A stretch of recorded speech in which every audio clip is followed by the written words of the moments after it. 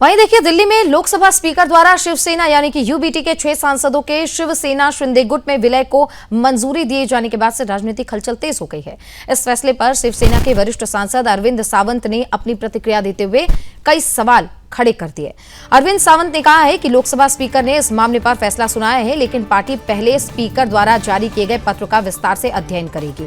उन्होंने कहा है कि पत्र में कई ऐसे बिंदु हैं जिन पर स्पष्टता नहीं है और उन्हें कानूनी रूप से परखा जाएगा। पहले सावंत ने यह भी कहा है कि पत्र में इसे विलय नहीं बल्कि संबद्धता बताया गया है। उनके अनुसार ये स्पष्ट नहीं किया गया है कि आखिर किस कानूनी प्रावधान या संवैधानिक व्यवस्था के तहत ये फैसला किया गया है। उन्होंने ये भी कहा कि जब तक पूरे आदेश का हम लोग परीक्षण नहीं कर लेते तब तक पार्टी कोई भी अंतिम टिप्पणी नहीं करेगी। शिवसेना के जो सांसद है यूबीटी के यानी कि उद्धव गुट के, उन्होंने सांसदों ने यह भी कहा है कि इस पूरे मामले में पार्टी प्रमुख उद्धव ठाकरे का मार्गदर्शन सर्वोपरि रहेगा। उन्होंने स्पष्ट किया है कि आगे की राजनीति और कानूनी रणनीति उद्धव ठाकरे के निर्देश पर तय की जाएगी। सावंत ने यह भी कहा है कि इस विषय पर अंतिम निर्णय पार्टी प्रमुख ही लेंगे। लोकसभा स्पीकर के फैसले के बाद से महाराष्ट्र की राजनीति में एक बार फिर से बड़ी हलचल देखने को मिल रही है। अब सभी की नजर इस बात पर टिकी हुई है कि उद्धव ठाकरे गुट इस फैसले को कानूनी चुनौती देता है या फिर राजनीतिक स्तर पर कोई नया कदम उठाता है। आने वाले दिनों में इस मुद्दे पर राजनीतिक गतिविधियां और भी तेज होने की संभावना है।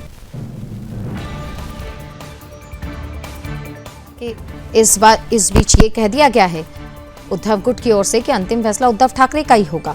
इधर ये राजनीतिक मुद्दा गरमाता हुआ नजर आ रहा है। उधर दो परिवार आपस में मिलते हुए भी नजर आ रहे हैं, एनसीपी शरद पवार और एनसीपी अजीत पवार। अब ये भी माना जा रहा है कि लगातार केंद्र सरकार ये कोशिश कर रही है कि मॉनसून सत्र में पूर्ण तरीके से बहुमत मिले तो परिसीमन महिला आरक्षण बिल सभी पास करवाए जाए। लेकिन ऐसे में ये जो महाराष्ट्र से तो अन्याय हम झेल रहे हैं, यही तो अन्य देश देख रहा है। और आज सोनम वांगचुक के साथ जो हुआ वही तो देश के साथ हो रहा है। कुछ अलग एक्सपेक्टेड था, यही तो अन्याय हम झेल रहे हैं, यही तो अन्य देश देख रहा है। और आज सोनम वांगचुक के साथ जो हुआ वही तो देश के साथ हो रहा है। कुछ अलग एक्सपेक्टेड था, यही तो अन्याय हम झेल रहे हैं, यही तो अन्य देश देख रहा है। और आज सोनम वांगचुक के साथ जो हुआ वही तो देश के साथ हो रहा है। कुछ अलग एक्सपेक्टेड था, यही तो अन्याय हम झेल रहे हैं, यही तो अन्य देश देख रहा है।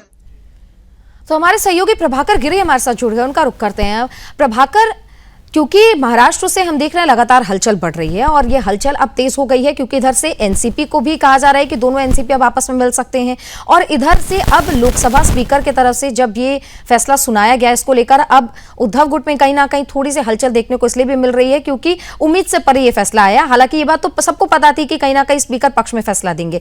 इसको लेकर अगर हम महाराष्ट्र की राजनीति की बात करें, क्या चीजें देखने को मिल रही है और उद्धव गुट में कैसी हलचल? बता दें कि जिस तरह से जो हलचल जो हमें देखने में, तो इसका कोई नया ऐसा कुछ नहीं रुख यहाँ पे देखने मिलने वाला था। सबको यहाँ पता था कि क्या होने वाला है, मगर कहीं ना कहीं जिस तरह से यहाँ पे बातें निकल के आ रही है, जिस तरह से उद्धव ठाकरे के यहाँ पे आ रही, संजय राउत अलग से, संजय राउत सुबह जो जिस तरह से बोलते हैं, संजय राउत अपने अंदाज में जिस तरह से बातें निकाल के लेकर, वहीं जो सावंत हैं वो भी इस बयान दे रहे हैं। तो कहीं ना कहीं जो है इनका कहना है कि हम इसे कोर्ट के माध्यम से हम लेके जाएंगे और इसे हम किसी भी हालत में हम अपने पक्ष में ही आने देंगे। लेकिन ऐसा तो नहीं लग रहा है।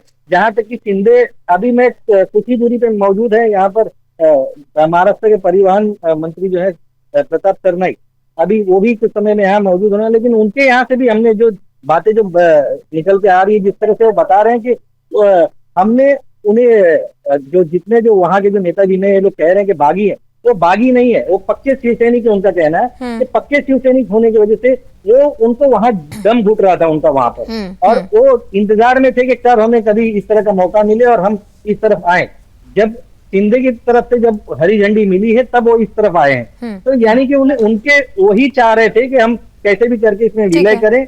जिस तरह से वहां पे बातें हमें बताई जा रही है कि विलय करने के लिए हम नहीं चाह रहे थे, खुद सामने से हमारे जो है वहां पे लोग आ रहे थे हमारे पास। ठीक है, बहुत बहुत धन्यवाद प्रभाकर आपका विस्तार से जानकारी के लिए। तो देखिए, महाराष्ट्र में इस वक्त हलचल बढ़ी हुई है। आगे क्या कुछ अपडेट आता है, इस पर उद्धव ठाकरे का क्या कुछ फैसला आता है, आप तक पहुंचाएंगे।